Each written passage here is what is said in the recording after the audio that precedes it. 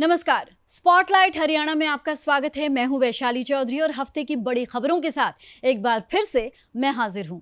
सबसे पहले रुख करेंगे करनाल का। जी हां, यहां एक ऐसा गांव है जो 1600-1700 की आबादी वाला है, लेकिन ये अपनी साफ सफाई स्वच्छता के लिए पहले से ही देश प्रदेश में मशहूर है। इसमें कोई नई बात नहीं है।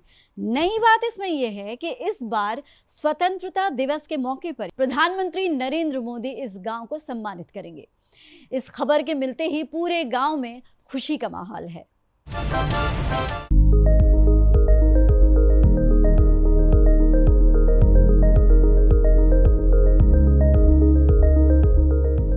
करनाल की सुल्तानपुर के 16-1700 की आबादी वाला ये गांव, जो हरियाणा के स्वच्छ शहरों में तो पहले से ही शामिल था, लेकिन अब गांव को प्रधानमंत्री नरेंद्र मोदी द्वारा 15 अगस्त को सम्मानित किया जाएगा, जिसके बाद गांव के लोग काफी ज्यादा खुश हैं। दरअसल सुल्तानपुर गांव हरियाणा के साफ स्वच्छ गांव में से एक है।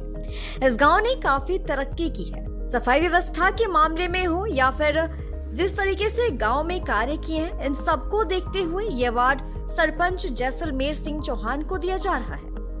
15 अगस्त को उन्हें सम्मानित किया जाएगा। उन्होंने बताया कि कुछ दिन पहले ही मैसेज आया था, जिसमें बताया गया था कि प्रधानमंत्री जी 15 अगस्त को आपको सम्मानित करेंगे। उन्होंने कहा कि इस तरह से सरकार की स्कीमों के बारे में, योजनाओं के बारे में गांव के लोगों को हम जागृत करते हैं। उन्होंने ये भी कहा कि सफाई को लेकर जिस तरीके से व्यवस्था की गई है, गांव में और कई डेलीगेट्स भी कई बार यहाँ पर दौरा कर चुके हैं। यहाँ की सड़कें हो, घर के बाहर का इलाका हो, पार्क हो, हर जगह साफ सुथरी दिखाई देती है, जिस वजह से इस ग्राम पंचायत को सम्मानित किया जा रहा है।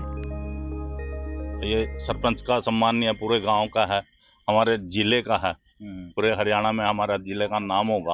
अच्छा, तो बड़ी खुशी की बात है ये हम सब के लिए, ग्राम वासियों के लिए। तो कब आपको जानकारी मिली थी? अभी कुछ दिन पहले ही, 2-4 दिन पहले ही मैसेज आया था सरपंच के पास, भाई फोटो भेज दो आप लोगों को, वहाँ पे प्रधानमंत्री जी 15 अगस्त पे सम्मानित करेंगे। तो क्या कारण क्या है, किस कारणों से आपको सम्मानित किया जा रहा है? ये लोग बाग हमारी गवर्नमेंट की टीम में आती हैं, जितने भी बीडीपीओ यहाँ पे नीलोखेड़ी HIRD में आते हैं, वो सभी यहाँ पे विजिट करते हैं, गांव की साफ सफाई देखते हैं। भाई एक कर्मचारी होते हुए भी इस गांव में इतनी सफाई है, इतना प्लांटिंग है, पेड़ पौधों को का रख रखाव है। 5 पॉइंट तो हर एक गाँव में बना रखे हैं लगभग मोस्टली, लेकिन उनका रख रखाव बहुत जरूरी है। तो उसके लिए हम धन्यवादी हैं अपने सरपंच साहब के, जो सुबह 6 से 8 बजे तक 2 घंटे इनमें पेड़ पौधों को संभालता है, इनमें पानी भी देता है गर्मी में। चलो अब तो बरसात का सीजन है तो जरूरत नहीं है, तो देखो कहीं ना कहीं मेहनत तो है। करनाल के बाद सीधे रुख करेंगे पंचकुला का। रक्षाबंधन का त्योहार शनिवार को पूरे धूमधाम के साथ देश प्रदेश में बल्कि पूरी दुनिया में मनाया जाता है। इसी बीच कुछ ऐसी खबरें भी हमारे सामने आई जिसने वाकई हमें कहीं न कहीं सोचने पर मजबूर कर दिया। हम सीधे रुख करेंगे पंचकुला का। यहाँ एक महिला ऐसी हैं जिन्होंने वाकई रक्षाबंधन का जो असली अर्थ है उसको कहीं ना कहीं दुनिया के सामने वो लेकर आई हैं। जी हाँ, गरीब और अनाथ बच्चों को वो सेल्फ डिफेंस सिखाती हैं और इस तरह से वो रक्षाबंधन के असली अर्थ को चरितार्थ कर रही हैं। मिलिए अमिता मारवाह से।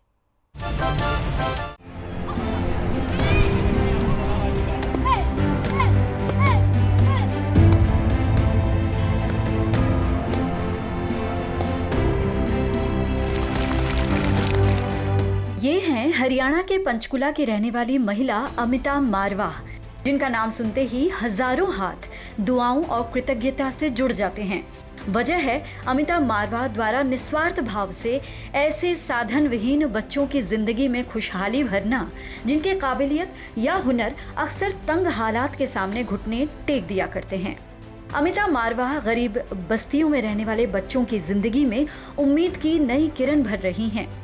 किसी बड़ी टीम या बिना किसी सरकारी मदद के अमिता मारवाह अपनी बेटी के साथ साल 2011 से गरीब बस्तियों में रहने वाले साधन विहीन बच्चे बच्चियों को सेल्फ डिफेंस और ताइक्वांडो की मुफ्त ट्रेनिंग दे रही हैं। निस्वार्थ भाव और पूरी लगन से जुटी अमिता मारवाह की मेहनत को परमपिता परमात्मा फल भी खूब प्रदान कर रहा है।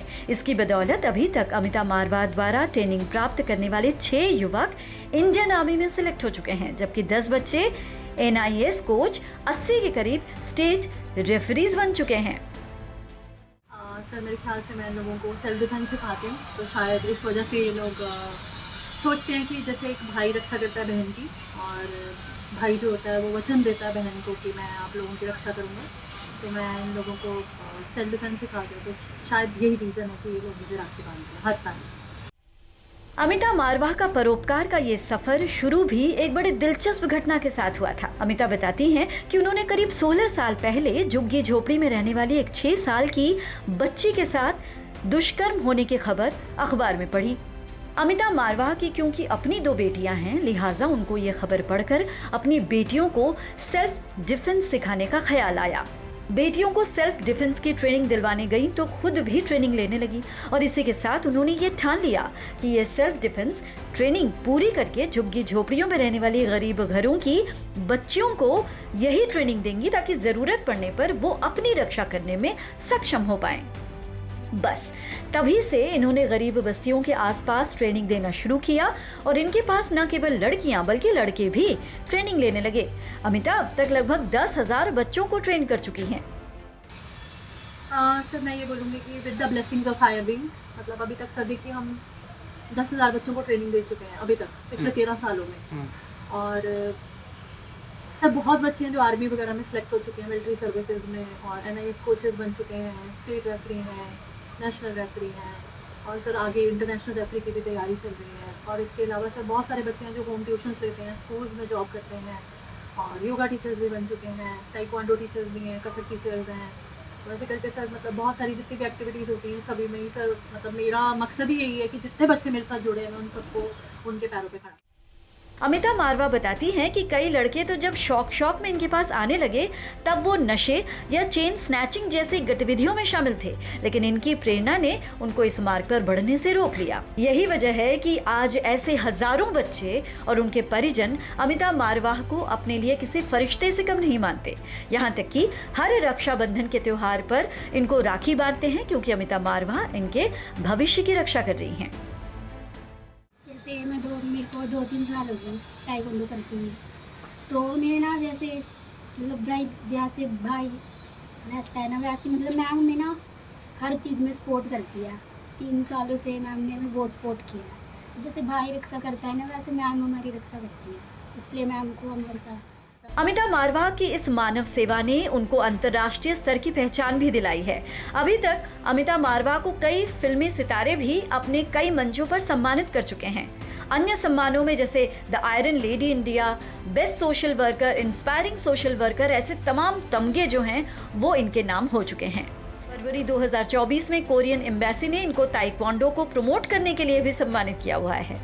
अमिता बताती हैं कि वो अपने परिवार की कमाई का 10वां हिस्सा, जिसे सिख धर्म में दसवन कहा जाता है, उसे इन बच्चों के उत्थान पर ही खर्च करती हैं।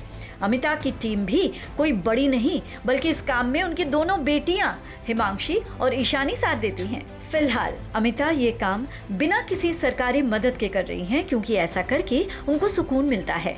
अमिता मारवाह औरों के लिए जीने का संदेश दे रही हैं। पंचकुला से उमंग शोरान के साथ bureau input, PTC news, Haryana. ये तो कुछ अच्छी खबरों के बारे में हमने आपको बताया, लेकिन कुछ ऐसी खबरें भी हैं जो इस हफ्ते ऐसी खबरें सामने आई हैं जिसने वाकई कहीं न कहीं चिंता पैदा कर दी है।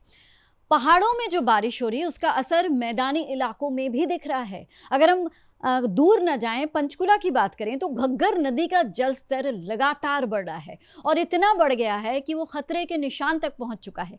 ऐसे में आसपास के इलाकों में जहां अलर्ट जारी किया गया है, वहीं प्रशासन की तरफ से भी तमाम उपाय जो हैं वो किए जा रहे हैं। देखिए, पहाड़ों में लगातार हो रही भारी बारिश से बढ़ा घग्गर का जलस्तर।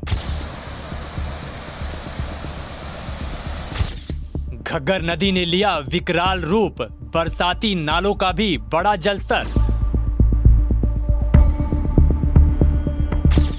पंचकुला प्रशासन ने जारी किया अलर्ट, घग्गर के पास जाने की मनाही। मोरनी हिल्स में भूस्खलन का कहर, रायपुर रानी से मोरनी मार्ग बंद। पहाड़ों पर कुदरत के कहर से हाहाकार मचा है।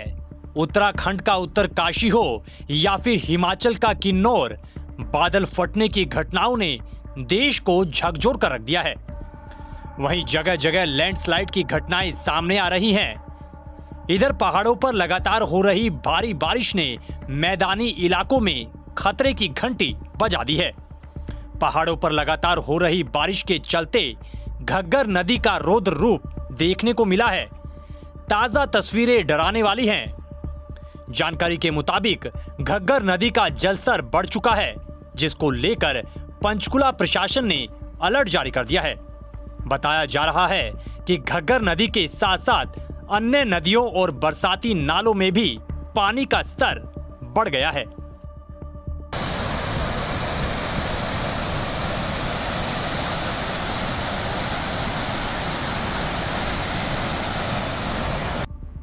इधर पंचकुला प्रशासन ने घग्गर के बढ़ते जलस्तर को देखते हुए तुरंत अलर्ट जारी कर दिया और घग्गर के पास जाने पर मनाही के आदेश जारी कर दिए। प्रशासन ने घग्गर नदी और बरसाती नालों के पास नहाने, कपड़े धोने और धार्मिक आयोजन समेत अन्य गतिविधियों पर पूर्णतः प्रतिबंध लगा दिया। हालांकि प्रशासन के इन आदेशों की उल्लंघन की तस्वीरें भी सामने आई हैं। प्रशासन के आदेश के बावजूद कुछ बच्चे घग्गर नदी में नहाते हुए नजर आए।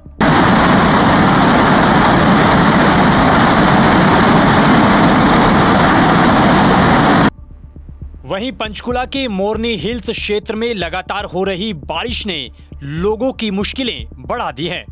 रायपुर रानी से मोरनी की ओर जाने वाला प्रमुख मार्ग भूस्खलन के कारण बाधित हो गया है। कई स्थानों पर एकाएक मलबा सड़कों पर आ गया, जिससे यातायात पूरी तरह से ठप हो गया। वहीं इलाके के गांवों का संपर्क जिला मुख्यालय से टूटने की आशंका बढ़ गई है। साथ ही लोगों की चिंता भी बढ़ गई है। हालांकि यातायात को सुचारू करने के लिए प्रयास लगातार किए जा रहे हैं। पहाड़ों में हो रही बारिश और साथ में पंचकुला में भी लगातार हो रही बारिश के कारण जल स्तर बढ़ गया है नदियों का। इस वक्त हम ग्राउंड जीरो पर है। पीटीसी न्यूज आपको दिखाना चाहेगा पंचकुला में इस वक्त हम घग्गर नदी के किनारे खड़े हैं, घग्गर नदी के पास। हालांकि कुछ दूरी पर है ताकि हम भी नदी के पास ना जाएं, किसी हादसे का शिकार ना हो। आपको बता दें कि ये घग्गर नदी है, हरियाणा की जीवनदायिनी नदी कहा जाता है। देखिए किस तरह से इसने विकराल रूप जो है धारण किया हुआ है।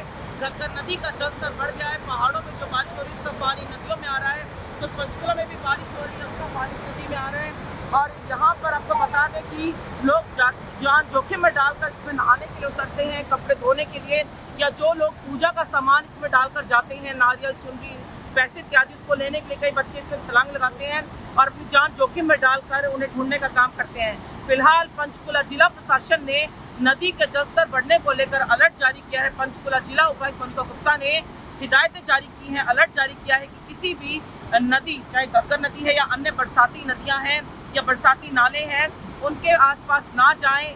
पंचकुला से संवाददाता उमंग शोराण के साथ अतुल वर्मा, पीटीसी न्यूज, हरियाणा। इसके बाद हम सीधे रुक करेंगे रोहतक। जी हाँ, रोहतक पीजीआई से एक ऐसी खबर सामने आई जिसने वाकई सोचने पर मजबूर कर दिया कि क्या यही व्यवस्था है। 1 साल से एक नकली डॉक्टर वहां पे प्रैक्टिस कर रहा था और किसी को भनक तक नहीं लगी। एक बड़ी सनसनीखेज खबर ये हमारे सामने आई है, जो इस हफ्ते की एक वाकई बड़ी खबर है। अपने दोस्त की जगह पर यह लड़का पिछले 1 साल से रोहतक पीजीआई में प्रैक्टिस कर रहा था।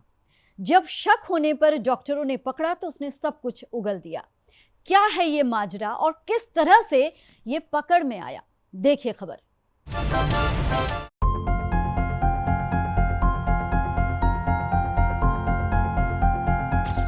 रोहतक के पीजीआई अस्पताल की एमएस ओपीडी में एक फर्जी डॉक्टर पकड़ा गया जो इंटर्न डॉक्टर के रूप में इलाज कर रहा था।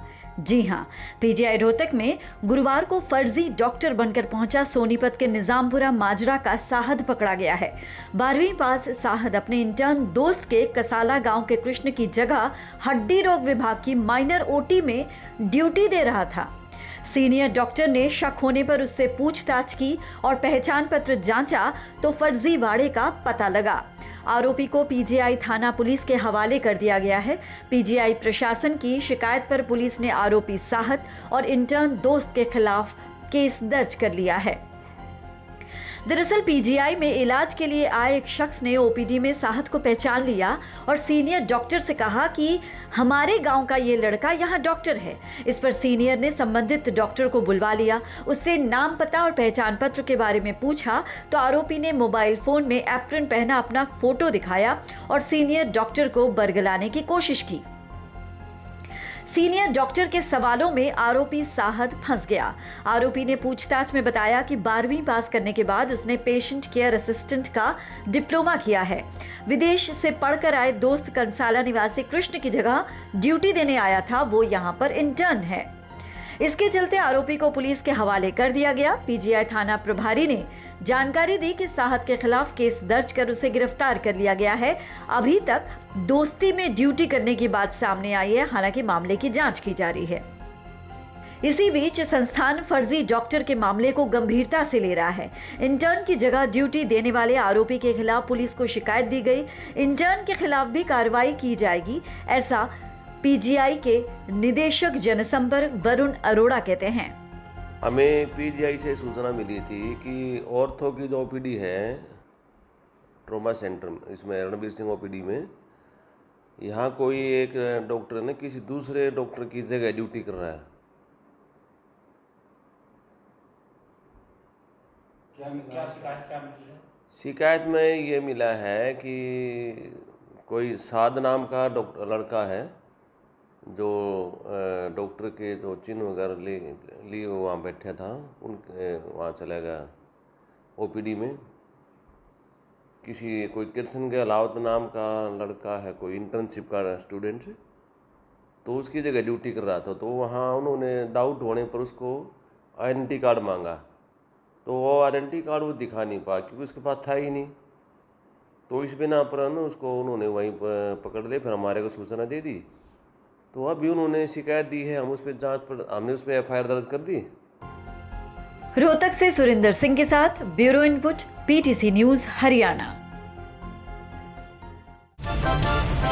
सीधे रुख करेंगे करनाल का। कहते हैं जीव जंतुओं से हमेशा प्रेम करते रहना चाहिए, उनको आघात नहीं पहुंचाना चाहिए क्योंकि वो बेजुबान होते हैं और बात कहीं ना कहीं सच भी है। लेकिन कई बार ये बेजुबान कुछ ऐसा आघात देके जाते हैं जो वाकई सोचने पर मजबूर कर देता है। करनाल में एक पिटबुल डॉग ने 12 साल के एक बच्चे को इतनी बुरी तरह नोचा कि उसे अस्पताल में भर्ती होना पड़ा।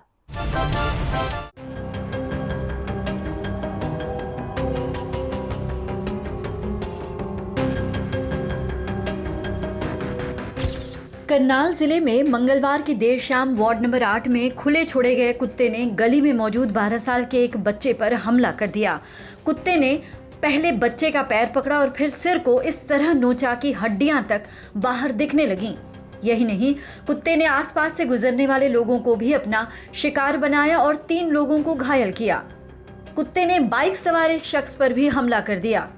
किसी तरह लोगों ने ईंट पत्थर मारकर कुत्ते को भगाया। घायल बच्चे को 2 अस्पतालों में इलाज नहीं मिला। आखिरकार कल्पना चावला मेडिकल कॉलेज में उसे भर्ती किया गया। पीड़ित परिवार ने मामले की शिकायत पुलिस को दी है। पुलिस मामले की जांच कर रही है। कुत्ते ने गली में तांडव मचाया और ये घटना नीलोखेड़ी कस्बे के वार्ड नंबर 8 की है। यहाँ रहने वाले एक शख्स ने पिटबुल नस्ल का कुत्ता पाल रखा है। पड़ोसियों का आरोप है कि वो अक्सर कुत्ते को खुला छोड़ देता है। मंगलवार को भी कुछ ऐसा ही हुआ और कुत्ता गली में निकल आया। इसी बीच 12 साल का अनमोल उसका शिकार बन गया। अनमोल की चीख पुकार सुनकर मोहल्ले के लोग भी एकत्रित हो गए। इसी दौरान मोहल्ले में रहने वाले कुछ लोगों पर भी कुत्ते ने हमला किया। अनमोल के पिता की माने तो हमले के बाद जब उन्होंने पिटबुल के मालिक से बात की तो वो बार बार बयान बदलता रहा। कभी कहता कि कुत्ता उसका है तो कभी कहता कि उसका नहीं है। मोहल्ले के लोग पहले से ही इस कुत्ते से परेशान थे और अब सभी में बेहद नाराजगी है। अनमोल के परिजनों ने नीलोखेड़ी थाने में शिकायत दर्ज करवाई है और आरोपी के खिलाफ सख्त कार्रवाई की मांग की है। बच्चे को जी कुत्ते ने काट लिया जी। देखिए इसका राजू का कुत्ता था ये। तो बच्चे जी कबाड़ा चुगने गए थे जी खत्ते में, तो वहाँ ये राजू ने खुला कुत्ता छोड़ा हुआ था। खुद मालिक भी खड़ा था, तो खुद मालिक भी खड़ा था। जो ये हादसा हुआ तो बच्चे के साथ जी बड़ा बुरा हाल हुआ है। सिर काट लिया उसका, ये यहाँ से मांस निकाल दिया जी बिल्कुल ही अलग। ये सिर के टुकड़े अलग कर दिए। बहुत बुरा हाल है जी। ज्यादा से ज्यादा बड़ी कार्रवाई होनी चाहिए। अब बच्चे की हालत क्या है जी? अब बच्चा जी थोड़ा थोड़ा जी बोल रहा है जी। हॉस्पिटल गए थे, वहाँ से जवाब दे दिया जी, रद्द कर दिया बच्चा। कहने लगे कि भी रोहतक ले जाओ, वहाँ जी प्लास्टिक सर्जरी होगी, उसका खर्चा जी आपको पता ही है साहब जी। मैं गरीब बंदा, मैं कहाँ से दूँ। तो हमने उसी जो शिकायत मिली है उस पर FIR लॉन्च कर दी है और जो कुत्ता पालक है उसके खिलाफ FIR लॉन्च कर दी और उसको गिरफ्तार कर लिया। कौन सी धारा में मामला दर्ज किया गया इसमें? ये BNS की है 291 और 351, इसके अंतर्गत मामला दर्ज किया गया है। करनाल से नमनदीप के साथ bureau input, PTC news Haryana.